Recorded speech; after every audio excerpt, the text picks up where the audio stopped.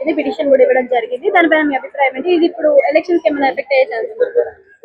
ఖచ్చితంగా. ఎందుకంటే ఆయన కూడా ఈ మధ్యనే పార్టీ పెట్టాడు, టీవీకే విజయ్ దళపతి. సో వాళ్ళ వైఫ్ సంగీత అంటే ఆమె ఒకప్పుడు విజయ్కి ఫ్యానే.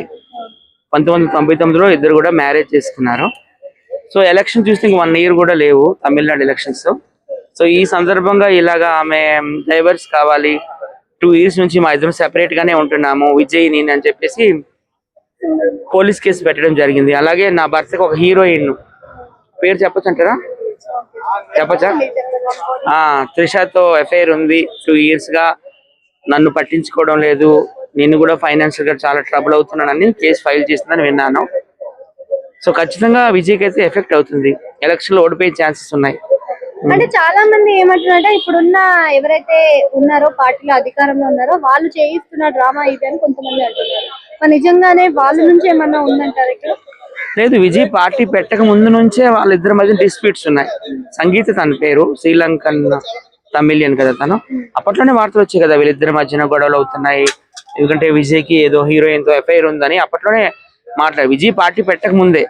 సో పార్టీ పెట్టిన తర్వాత పాలిటిక్స్ చేస్తుంది సంగీత అని నేనైతే అనుకోవడం లేదు.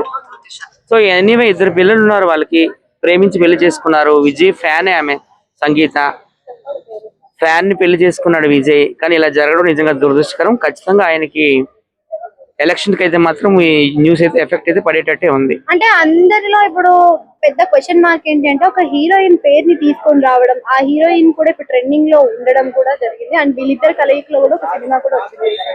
సో మరి ఇవన్నిటి కూడా హీరోయిన్ చుట్టూ ఎందుకు తీసుకొస్తున్నారు అని చెప్పేది కూడా ఒక పెద్ద వార్తగా అనిపిస్తుంది. నాకైతే వాళ్ళిద్దరికి లింక్ ఉందని నేనైతే అనుకోవడం లేదు. వాళ్ళు జస్ట్ కో స్టార్స్ అంతే, విజయ్ అండ్ త్రిష. త్రిష అయితే అలాంటి క్యారెక్టర్ కాదు. ఎందుకంటే ఇప్పుడు త్రిష ఇప్పటి నుంచి కాదు, ఆల్మోస్ట్ ఆమె 99 నుండి, అంటే ఇప్పుడు 25-26 years నుంచి ఆమె హీరోయిన్ గా ఉంది. ఆమె మీద ఎప్పుడు కూడా ఎటువంటి బ్యాడ్ కంప్లైంట్స్ రాలేదు. వాళ్ళ మధ్యన ఏమైనా గొడవలు ఉంటే వాళ్ళు చూసుకోవాలి, కానీ మధ్యలో త్రిషాని లాగడం అయితే నాకైతే నచ్చలేదు. Thank you.